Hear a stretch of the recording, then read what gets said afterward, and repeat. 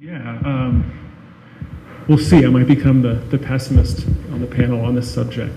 One of the companies I was involved in a few years ago, still an owner of, is eConscious Market. It was one of the first marketplaces where every time you purchased an item, originally they wanted to give half of the purchase price of markup to the charity of choice of the consumer.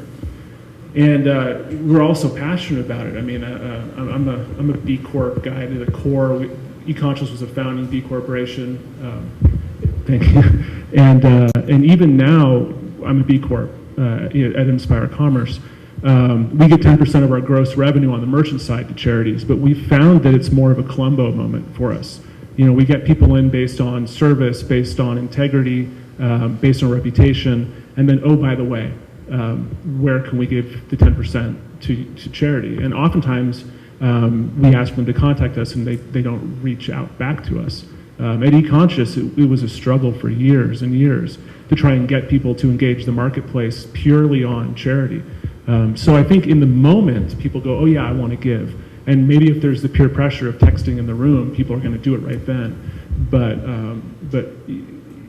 even though I believe in my heart that we should all be doing good and all be contributing, I haven't seen it yet in business as a motivating factor to buy a product. Then again, it's purely my experience in it. So I want something else. So there are a lot of success stories in that area, but there's probably 10 failures for every success story. And so people like to repeat the success stories, but we never hear about all the failures along the way. Well, that's a lot to do with people. When people are buying something, they think they're changing behavior, whether you're just buying what you need versus a social aspect of it, which is completely something different than just satisfying whatever your demand, your instant, need is at that time. Right, and I think for me, looking at, I remember back when we were talking about greenwashing, right? And what I see, from my perspective, I see a lot of social washing right now. And before it was greenwashing, and then different presidency, different deal with gas and with the way we're viewing energy. And now, I'm seeing kind of a social washing trend in my view. And I haven't seen the consumers, again, in my reality, engage it like that, but I wish they would.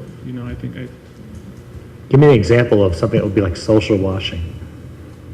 I don't want to put any products on but just think of a traditional product that normally would just be that product, and now for whatever reason they're giving 5% to a charity, and it's on the cereal box, and that's just a huge part of their marketing campaign. Yeah. And but yet the business is a traditional business. All they care about is the bottom line. They see it as a way. Nothing has changed except there's a little token of marketing twist, as opposed to an actual difference in the core structure of the business. As far as like changing their supply chain or changing how they gather their materials. And all right. And like Patagonia is the opposite of that, right? I mean, they 1% of gross, period. No matter what, no matter how hard the year is, they're doing it. But they just opened their books up and revealed that all the Patagonian garments they're making are actually being manufactured in sweatshops in China. There's a little bit of embarrassment going on at the moment. So. but they are out there exposing it and talking about it. Well, they are. They're moving in the right direction, but it was an interesting. It's not easy. Come up, so to speak. Yeah, Carl and I saw the CEO over at TEDx talk about some of those things, and he was wearing a jacket that was made of nylon or something, right? And he was very embarrassed by that. Yeah, I think that's where you need to put the consumer in control. The consumer needs to be the one that makes the decision of the social cause they contribute to, and not based on the product they buy because the manufacturer's donating to some cause or whatever, or a retailer's donating to some cause. You've got to put the consumer, I think. Once you put the consumer in charge of the social cause or contribution, that'll make the difference. Yeah, it makes me think of Safeway, and I'm not going to make any value judgment on it, but Safeway will giving either to muscular dystrophy or some charity, and they'll say, "Do you want to round up?" And then the machine also says, "Do you want to add $1?" And it's to a specific charity, and it's also like you have no control. You have no control, and it's also in your face kind of thing. Exactly. Where no, I don't want to give any money to prostate stuff today. No. Right. I think that's where put the consumer in charge and control. Then behavior will change. Thanks, Tom.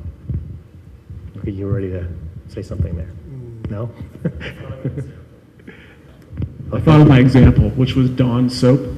you can buy this. They have the big things of Dawn soap and Safeway, and it says $1 to save harbor seals or something. But you have to go to the website and create an account and give them all your information, and then they'll donate $1 for you. That's a lot of work to get to that dollar. It is, right? Yeah. Which is probably part of the strategy. Yeah.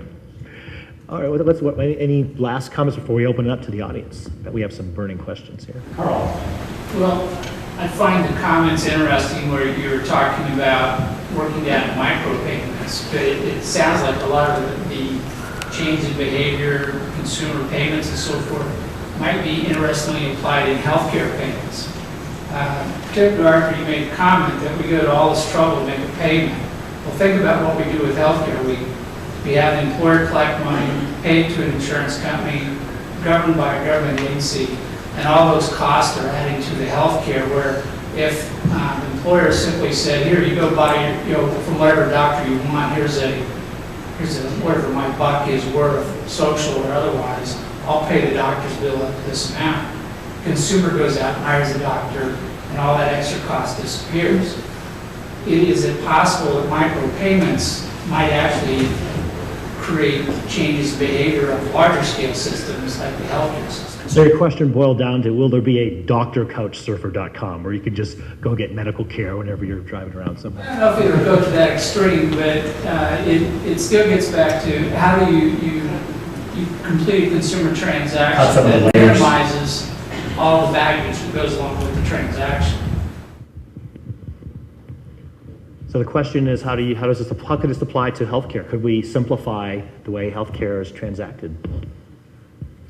Well, first of all, there's no transparency in healthcare costs. I mean, you never see what you're being charged when you're when you go to a hospital or a doctor. That's mysteriously worked out in the back room after you've gone, and then they send you a bill. If you actually knew how much you were going to be paying for all of these tests that they're running on you, whatever they're doing. Yeah, or a dentist. Yeah, you'd very likely you wouldn't. You'd go somewhere else. I mean, and so there's no cost comparison there. So that doesn't really tie in with the micropayments, but yeah, I see it being totally opaque system right now. I actually think that's a very good question. I think, and I'm going to translate what we did in the retail world to just your question.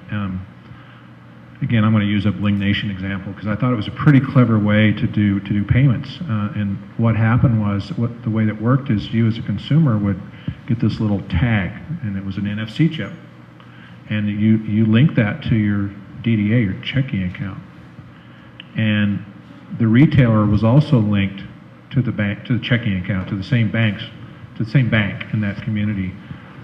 And when you tapped your tag on that terminal, it did a direct debit. So it would debit your account for $10 and pay and credit the retailer's account for $10 and never go through the Visa interchange or the acquiring system. So all those fees never occurred. So it was essentially a free transaction.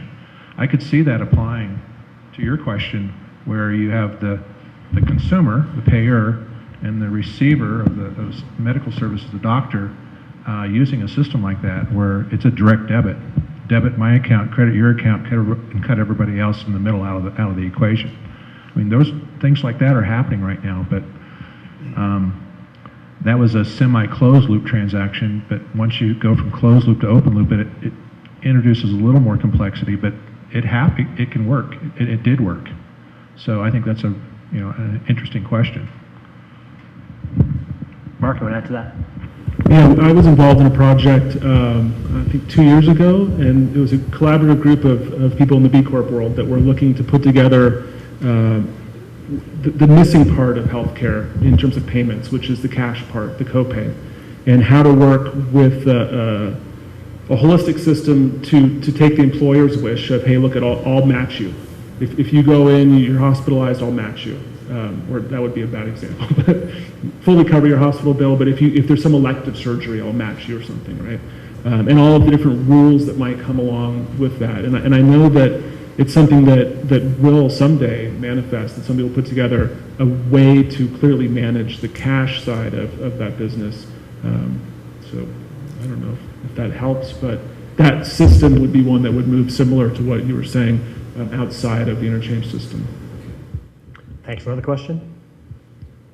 When we were talking earlier about cash disappearing, basically, slowly, where is that going to leave really disenfranchised people, like the homeless would be one big group, and unfortunately growing group.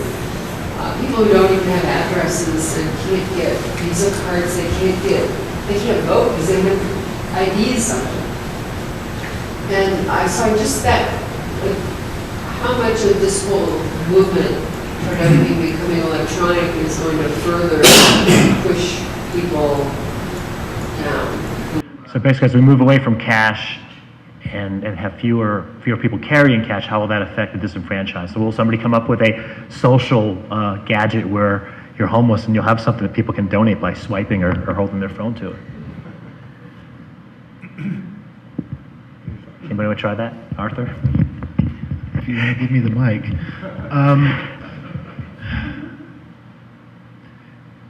Sorry, for me, again, maybe it's just that I look at all these things upside down, but I question how much the existence of homeless people is actually a function of mediating our relationship through anonymous currencies to begin with, such that people drop out of the realm of relationship, drop out of community.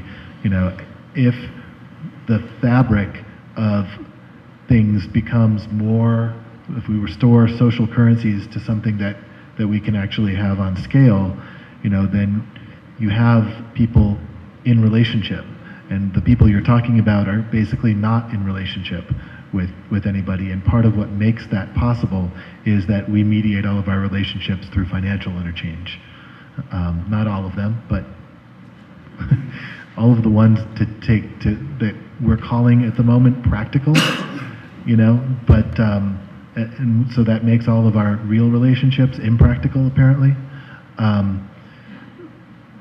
So for me, the question becomes, and I understand what you're saying in terms of like moving towards digital things, but to me, the question is if we can actually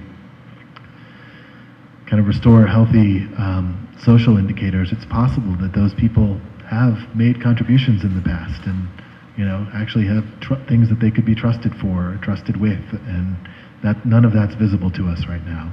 That's such a tough question because you're dealing with, and I've reported a lot about the homeless in Florida for quite a while, you know, dealing with mental health issues and substance abuse issues. And Boulder for a while tried a voucher program where you could go buy money from local independent merchants, where you could cash in $10 and get these coupons that you could give to people who are, you know, asking for help, so that they could go get food. They could use those. They couldn't go to the liquor store, for example, but they could go to the coffee shop. They could go get a bagel or whatever. It didn't take off for whatever reason. It didn't work. And but that was the idea of trying to help people with another currency. But one thing that I would say about that is actually we tend to not think of something as money unless it's universally liquid, unless you can spend it for anything. We tend to relate to it as having less value. And one of the problems with that, I think, is that it ties into a kind of human pathology, this desire to have, you know, the magic wand or the kind of the gold fixation or whatever, something that can get you anything, this ultimate power. And inherent in that is disregard for the consequences of that power, is disconnection from, well, what happens, you know, with that. You know, hear people like Warren Buffett talk about, well, you want me to have money because I'm a money multiplier, and I, you know, as if in and of itself, the goal is to make more and more of these numbers, regardless of the consequences on the planet or on people or anything like that. And inherent in our current idea of money being universally liquid, good for anything, is it disconnects you from the consequences of taking that action, of what happens when you spend it in different places. And that's the type of value that I'm suggesting is becoming visible again, and that we're making new types of currencies to make visible, to restore our relationship to those consequences, because we've gone so far in the direction of having no feedback loop, you know. So it's cheaper to buy at Walmart, but, you know, 72% of that product was imported from China, and what are the effects on the planet or on the people? And, you know, you can't see that when you're spending the $2 less at Walmart for that item, but how do we make those things visible now that we know that they're problems? Someone else? Brian. Getting talk much more about fractal transactions, I thought that was the reason I came. The most fascinating part of all this. Can you give us some more examples? The only example I can think of is like ClickBank, where they pay the internet marketer percentage, and then it's automatically done so that the person who's promoting the product gets paid directly. And I'm finding that's in business a far more preferred way to do business, right?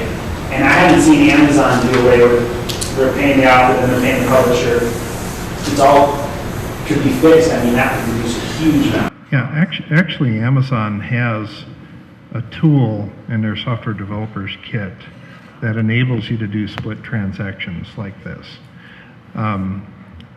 The people that I've talked to that have tried to work with this say that the right now, and so it's not easy to work with, so it hasn't got much traction. But it would make a huge difference if the authors were getting paid directly a percentage. I didn't have to cover check once a quarter. I mean, I'm telling you, there's huge issues with me having to report every week. I mean, so I'm just saying the factor in for like healthcare, if you pay one time and it keeps going to everybody who needed their little cut. I mean, I can't imagine the savings this country could realize in every industry. yeah, are you guys aware of any of those technologies? Well, we do a lot of affiliate marketing, having been in marketing online for a while, and in that world, we always batch, right? So we would have the affiliate person doing their marketing, helping, referring the sales, but we wouldn't pay them every single sale, because then we're splitting the cost of moving that money, at least in the current infrastructure, on every transaction, right? So we would, and you see this a lot in the micropayments.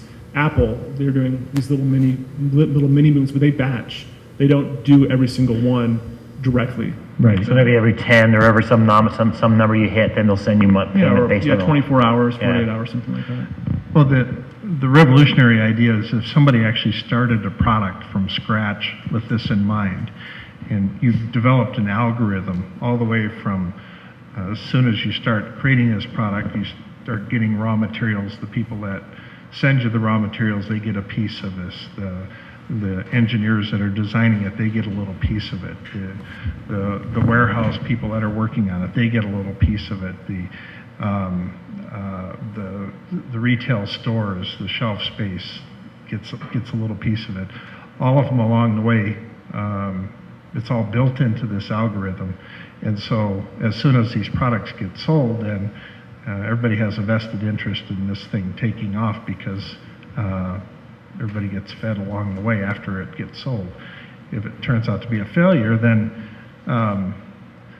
the failure is less painful to any one individual then, but it puts everybody at a little bit more risk. So there's pros and cons of that. Seems like there'd be an enormous resistance to something like that through traditional models, because, you know, if I'm a company and I sell something, I have control, right? And I can hold on to that money longer before I start paying the people down the way who are owed their share. It makes perfect sense in my mind, though. It's efficient, but I mean, it's on who's controlling that. There's lots of failure points up here, though. Yeah. Well, I'll give you an example. In the publishing world, and I know this from being on both sides of the equation, as the economy is tightened, freelancers get paid a little bit later than they used to. Maybe it's a week or 2 weeks or whatever, and it's just companies holding on to their money. We've seen that in a whole bunch of different industries.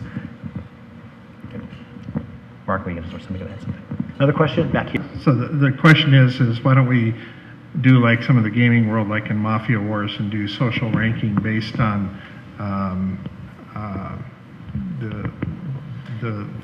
the metrics that are gained through the social currency in the gaming world. Good question. Best couch surfer host, you know? I mean, maybe you're going to win friends and people are going to treat you when you go to New Orleans or something. There's actually there actually are some things kind of behind the scenes on that, where if you have an extremely high reputation in couch surfing, there are certain places that you get access to couch surf that you otherwise wouldn't. But I only know that because I know the developers of couch surfing, and it's not like public knowledge. This is not something they advertise on the site as an incentive. But I think what's so great about your question about ranking for social currencies is that there are different ways of measuring resonate differently with us psychologically, and ranking does immediately resonate with us in terms of social order and status. So many social currencies are oriented toward some sort of rank, but that doesn't. So what I'm trying to say is that many well-designed social currencies do use ranking exactly the way that you're talking about, because it resonates with that part of us that's trying to figure out where we fit in the pecking order, in the social hierarchy, in the what's our status among peers. But the thing I want to say about that is there's different. So from the social sciences, I forget Stevens' first name. Somebody Stevens identified like different methods of measurement that are necessary to talk about things in the social sciences. And economics, if we remember its roots, is actually a social science. And so rational numbers that we use in money, in dollars, that are infinitesimally divisible, where we can fractalize the payments and all that kind of stuff, that's one type of number system. And it works great for things that are subdividable, right? Like you can buy 3.5 pounds of beef, or we can extract 2.3 pints of blood from you, but you can only have one blood type, and you can't reassemble pounds of beef to get a cow, right? Some things are appropriate to measure in whole units. They're whole systems and they break when you subdivide them.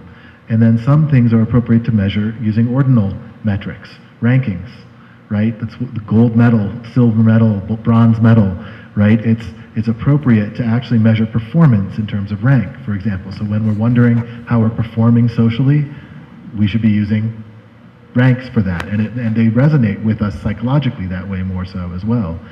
Some things are actually measured best through naming. The example I gave earlier, President of the United States, or titles, Employee of the Month, those kinds of things are to do with the realm of relationship between systems. And you can't rank relationship in the same way, and you can't subdivide it and that kind of thing. So as we increase our vocabulary and facility with these types of dynamics, we will recognize places that it's completely inappropriate to be using rational number subdividable currencies. Isn't there a level of scarcity, even no matter what you're talking about, as far as value goes? I mean, aren't some things more scarce than others? Especially in blood types, for example. So the question is, isn't there a real issue of scarcity? Some things are more scarce than others. Absolutely. Some things are more scarce than others. The question is, do we want an economic system that equates value with scarcity? Do we want our currencies to equate value with scarcity such that the things that are scarce become that much further out of reach of people? Or do we actually want a system that optimizes for availability of things that are scarce? Right now, we make things that are scarce even scarcer by making them more expensive and out of people's reach. Another question, back here. To what extent, I'm thinking about this problem of translating social value or relationships into financial value. And I wonder if, to what extent is lobbying a case study to inform that sort of analysis? Lobbying, such as in Washington, is about monetizing relationships directly on a lease basis. The absolute dollar figures are very high.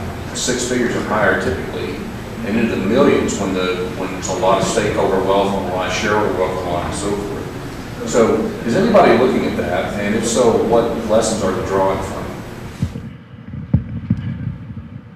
Well, I'm reading a book currently called The Master Switch. It's by a Stanford professor, Timothy Wu, and he goes through the history of communication systems.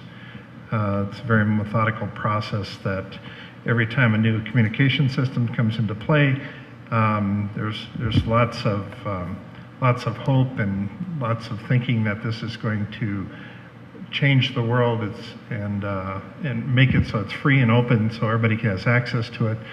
And he shows that how again and again how all of these free and open systems were generally monopolized by the big corporations, with him coming up with some speculation at the end that the internet is probably going down that path as well.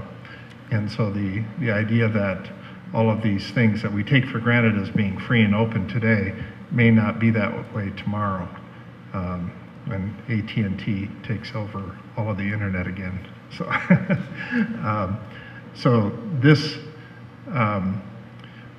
actually takes us in the opposite direction of what Arthur would be talking about, and it would make it a more rigid, more financially oriented society than in the past. I think the dynamic you're pointing to is the dynamic of wealth creation in the industrial age, is that it's about enclosing value so that you can charge for access to it. And when we create new kinds of value that are not enclosed, the companies rush in and try to figure out how they can enclose that value. And so I think you're just pointing to the current pattern, but one of the things that changes the rules of the game for me is that if you look at the evolution of economies, from natural economies, hunter-gatherer type tribes, to agricultural, hierarchical economies, to industrial age economies, to information age economies, which I think we're teetering on the brink of actually shifting from industrial age economies to information age ones. I think there's been a breakthrough in the expressive capacity in communications. You said this is a guy writing about communications that has enabled each new economy. You couldn't have large-scale Roman Empire and agricultural age type economies without writing, for example. And writing shifted our relationship to wealth, it shifted our relationship to our environment, it shifted our relationship to a lot of different things. You couldn't have industrial age things without the printing press, without printing, without large-scale communications, newspapers, broadcast type communications through that means. I don't mean broadcast as in radio waves, I mean one-to-many. And the change in expressive capacities of information age stuff, every one of these things actually changes the real rules of the game, even when people cling to the old ones. We're clinging tightly to the industrial age economies, but information, as you were talking about earlier about Twitter and connecting you to the VP at Frontier, information is flowing very differently now, and that changes the rules very differently. If you think about the value, our currency is based on a value proposition that bankers have provided to facilitate exchange, right? That bankers control the money and they enable transactions. That was really useful when that kind of transaction was difficult. It isn't. As that cost has completely evaporated, it gives us a different capacity for value making, for value exchange, independent of all of the industrial age structures. So I think what you're pointing to is absolutely accurate. That's the way you monetize things in the industrial age. And now, how do things work in an information age where things flow very differently and the rules are changing? We want to add to that? Yes, no? I was just thinking about Quora as a venue for some of this information flow. And Scott, do you remember what their funding round was that they just closed? I forget. But it was ridiculous. It was like $400 and something per user at the time is what they assessed for placing the value on the company. And all it is a venue where you go and ask questions. But I watch questions on there every day, and the answers come from the actual CEOs. Somebody said, "Why isn't the Google Markets this way?" It was a very beautiful question, and the guy that answered actually wrote the marketing plan for Google, and he's now authoring a book on the subject, right? So it's interesting, these venues that are popping up where information is it's just easier to access. It's the organization is more straightforward. It's a beautiful time. It's just the layers are getting removed. Yeah, it's interesting to see how the internet could be more controlled. At the same time, it just seems like it's opening and access to proper information is flowing every day. So. I feel like I've already been sort of making broad, grand, sweeping predictions, or at least statements or generalizations. But one of the reasons that I'm saying that I think we're teetering on the brink of the end of the industrial age economies is because the industrial age currencies have not been designed for sustainability. They are debt-based, interest-driven, which requires economic growth to continue to issue more currency, which you have to do to be able to service the debt on the existing currency. And so it's not a matter of if, but a matter of when it collapses. And I'm not here. I'm not here by any means to try to create fear of collapse or anything like that, because I actually think that what's on the other side of that is much more interesting. But my prediction is that we are 5 to 10 years away from complete collapse of everything that we currently think of as the financial sector. And I am actively racing to try to build the infrastructure for what I think is the next economy beyond that, to try to have that transition from collapse be more pleasant by having enabled us with more capacities like couch surfing, accepted through lots of different resources, lots of different trust networks, so that we can still keep everything flowing even when our current ways of doing it have expired. And there's a lot more that I could say about what I think the dynamics of those new economies are, but I'll stop there because I feel like I've dominated the microphone a lot tonight. I'll be direct. I think it's all going to the mobile phone. Your phone is going to, all transactions 10 years from now will be initiated and received on your mobile device. And the currency, I think you'll be able to choose the form of currency you want to receive value in. It could be cash, it could be couch credits, it could be Facebook credits, it could be whatever currency you choose. There'll be a conversion rate, and that's how it's going to be done. You tap your phones together or initiate a transaction between two mobile devices, and currency will be transacted, and it'll be as simple as that. So if you're traveling in a foreign country, then your phone's going to help you. Probably already can with apps. Where you know what the exchange rate is. You're not going to get ripped off at a restaurant because somebody's taking advantage of you. Yeah, I think you'll be in charge of you can determine the type of currency you want to transact in, but I think it's all going to be initiated and received on your mobile device. I agree 99%. I think they'll also be web-based because it's mobile web. It's where everything's going. And what I see today in the marketplace is that every day there's new companies starting up that have this kind of, you mentioned earlier, it's a bring customers in and lock them down kind of a mentality. Where we're going with our business is to do the opposite, to open up, to transcend, and to try and find the easiest way to connect all these alternative, currently disparate systems.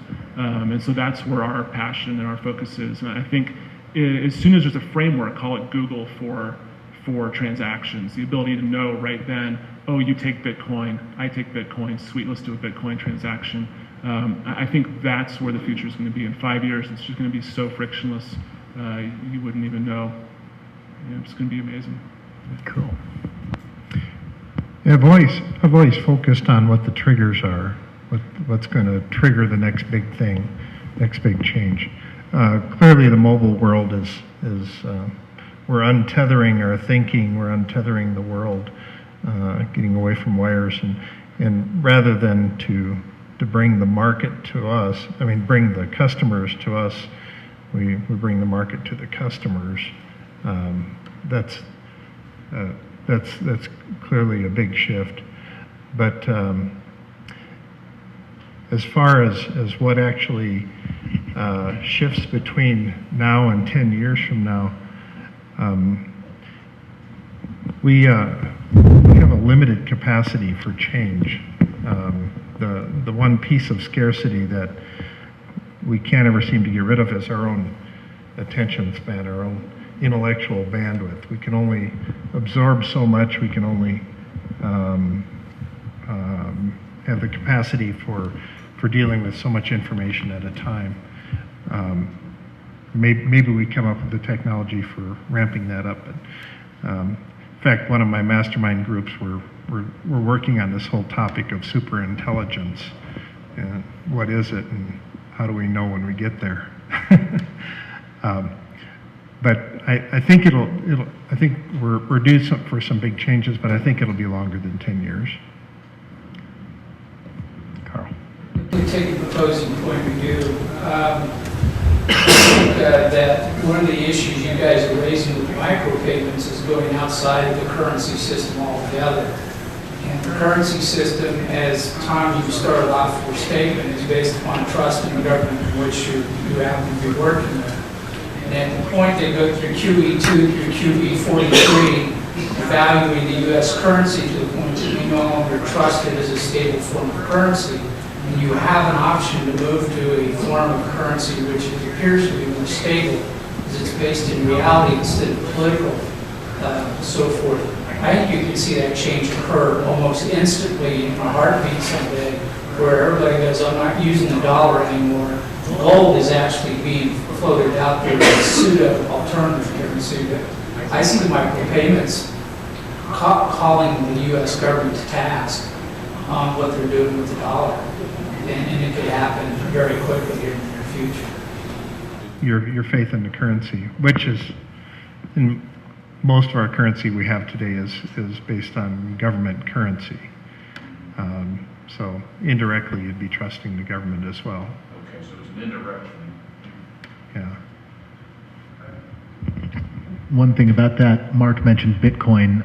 One of the brilliant things about Bitcoin is that they've built the trust, basically the integrity mathematically into the codes, the hashes themselves. So they're not asking you to trust any kind of centralized issuing agency. They're just asking you to trust that math works, basically. And that kind of thing, when you can actually build the integrity of something into the system, I think is going to help people find things that they can trust as they lose faith in some of the existing systems which have been broken. There's a currency that's being widely used over in China called the Q coin right now. And the Q coin is widely accepted. They're using it for making payments on lots of different things. But the Chinese financial system is putting some stiff rules in place as to how they can use the Q coin. So once you put your money into it, you can't bring it back out and turn it into Chinese dollars. So they're, and I think as more and more of these start getting traction, that we're going to start seeing the kind of the infighting here that erupting. So I think as a prediction, within 10 years we'll see a lot of money wars in the near future. So you can count. Yeah, yeah. I think there'll be all out World War III in the money world. Another question? Go ahead. A quick leap from the online currencies to go to offline. Absolutely, yeah.